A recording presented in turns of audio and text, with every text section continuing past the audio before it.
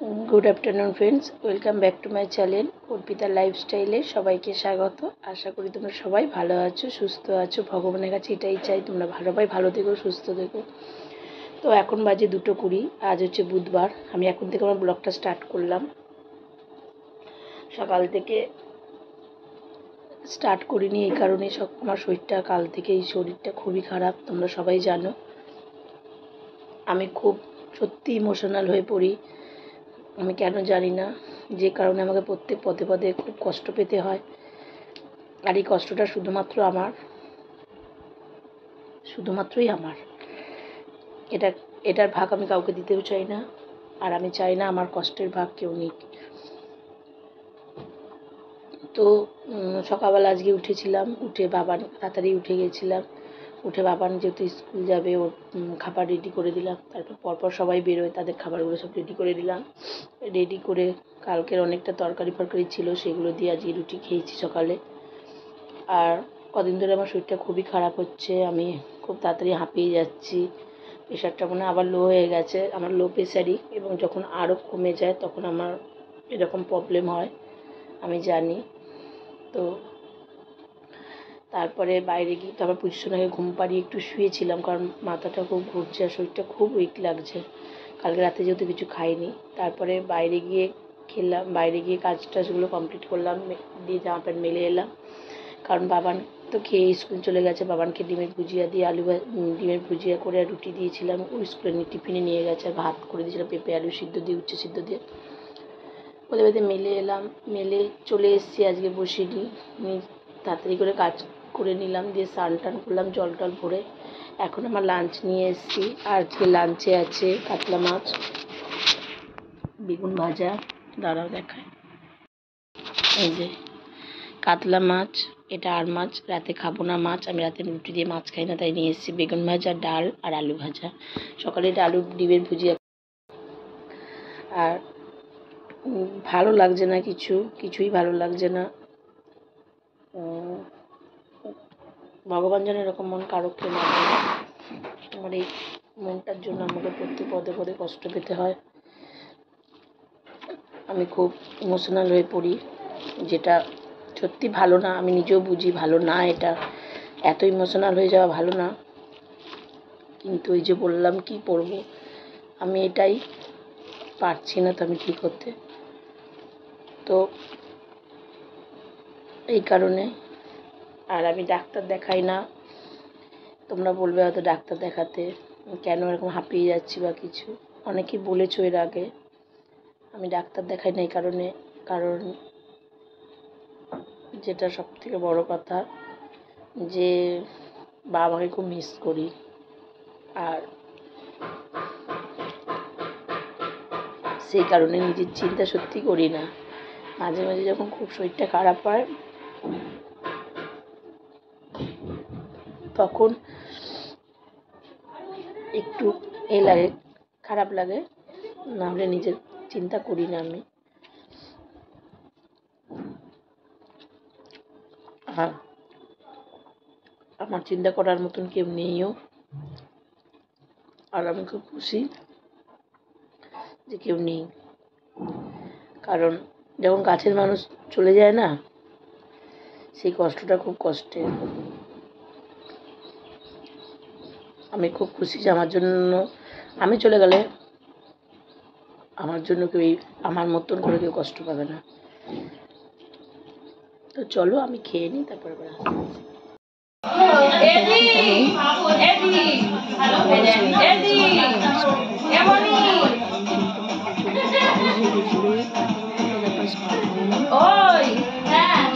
ওকে বল high কোয়ালিটির frame লাগবে আমার, বলেছি গ্লাস কোয়ালিটি গ্লাস। খুব সুন্দর দেখতে পাচ্ছ। আমি কালার থেকে অনেকক্ষণই এসেছি, বাবানকে পড়াচ্ছিল বলে ব্লগটা কন্টিনিউ করতে পারিনি। তো তোমরাকে তো সবাই, তোমাদের তো বললামই, আমি গৌরী স্পাতে গেছিলাম। দেখেছো আমি স্পা করেছি আর কাটিং করেছি। বিয়ে উপলক্ষে কাটিংটা তো করানোই ছিল, কিন্তু প্রচণ্ড আমার মাথায় ইচিং হচ্ছিল, 1 সেকেন্ড ইচিং হচ্ছিল। তো সেই কারণে সেই কারণে আমাকে এটা করতে হয়েছে স্পাটা, কারণ আমার খুব মাথা চুলকাচ্ছিল, আমি পারছিলাম না থাকতে, এত চুলকাচ্ছিল, আমি মাথা ছিঁড়ে ছিঁড়ে যাচ্ছিল নখের দিয়ে, মানে এত চুলকাচ্ছিল, মাথাতে কোনো খুশকি নেই কিছু নেই, কিন্তু প্রচণ্ড চুলকাচ্ছিল। তো দাঁড়াও, একটা কল এসছে, কথা বলে নিই। তারপরে গিয়ে ব্রুটা প্লাক করিনি, ফেসিয়ালও করিনি, ওগুলো পরে করব, 1 তারিখে করব।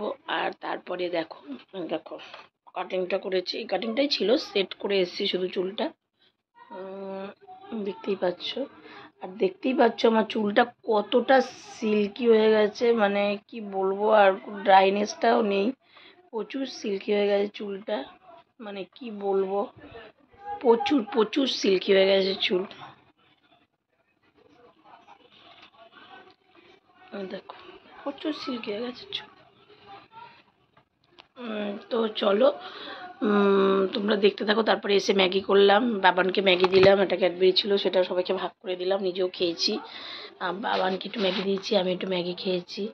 আর উঠে তো আগে বাবানকে হরলিক্স বিস্কুট করে দিয়ে তারপরে গেছিলাম, পড়াতেও এসেছিলো। এরপর যাবো ভাত ডাল তরকারিগুলো গরম করব, বাবানকে খেতে দেবো। মাথাটা খুব যন্ত্রণা করছে, একটু চা খেলে ভালো হতো, দেখা যাক চা করবো পরে।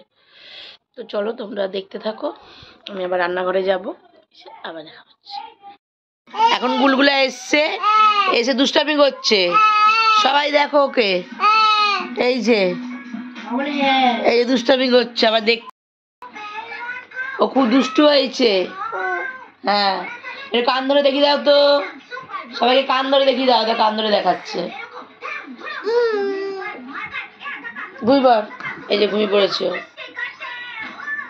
বাবা, চোখে কিন্তু খোঁচা খাবে। এই যে বাবানের ছবিটা, বাবান ছবিটা দেখাও, এই যে ও এঁকেছে নিজের হাতে, দেখো এই দেখো, এইটারে দেখো, এইটারে হাসিটা দেখেছো মা? তুমি শুয়ে পড়ো তো, ও হাসছে, দেখো মুখে যাবা দিবা, একটু হাসো তো, এদিকে এইদিকে এদিকে আসো মা, এদিকে আসো, মাম্মা কই দেখি তো টুকি, কার্টুন দেখছে, দাদা কার্টুন দেখছে। পাচ্ছ আমি শুয়ে পড়েছি, আর অ্যাকচুয়ালি একটু বৌদি ফোন করেছিল, বৌদির সাথে কথা বলছিলাম, তারপর তানির সাথে একটু কথা বলছিলাম, ওর জন্য আরও লেট হয়ে গেল, কালকে তানিকে ফেসিয়াল করাতে যাওয়ানোর ছিল। তো আমার তো মুড়ি খাওয়া হয়ে গেছে, আমি আলু ভাজা দিয়ে মুড়ি খেয়েছি, আর সবার রুটি আলু ভেজেছিলাম, সবাই খেয়েছে, বাবারও তো ভাত খাওয়া হয়ে গেছে, মাছ খাইনি, আমি তো বলেইছিলাম সকালে আমি রাতের, আমি রুটি দিয়ে মাছ খেতে আমার রাতে ভালো লাগে না, ডিমটা তাও চলে, মাছটা একদমই চলে না। তো রুটি আলু ভাজলাম, তারপর পুজো সোনার সাথে একটু খেলা টেলা করছিলাম, এইভাবে আজ সময়টা কাটালাম। তো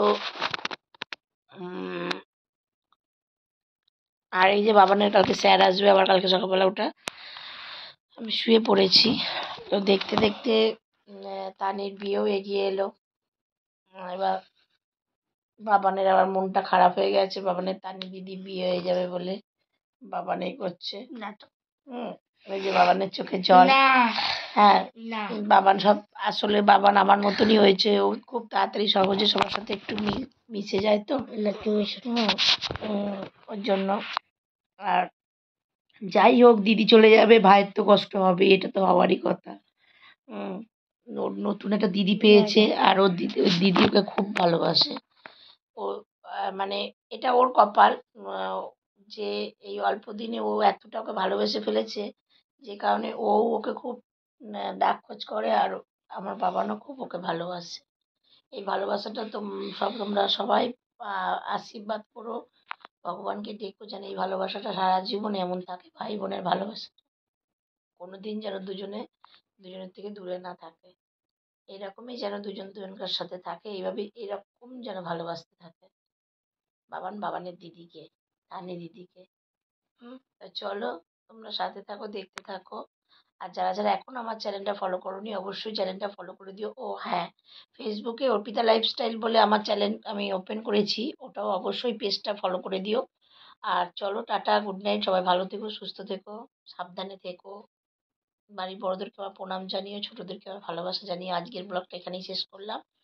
আজকের আর বাবানকে আশীর্বাদ করো, বাবান যেন অনেক বড় হয়, মানুষের মতন মানুষ হয়, আর ও যেন ওর দিদি বোনদের এইভাবেই ভালোবাসতে পারে, এইভাবেই যেন সারা জীবন ওর দিদি বোনদের পাশে থাকতে পারে।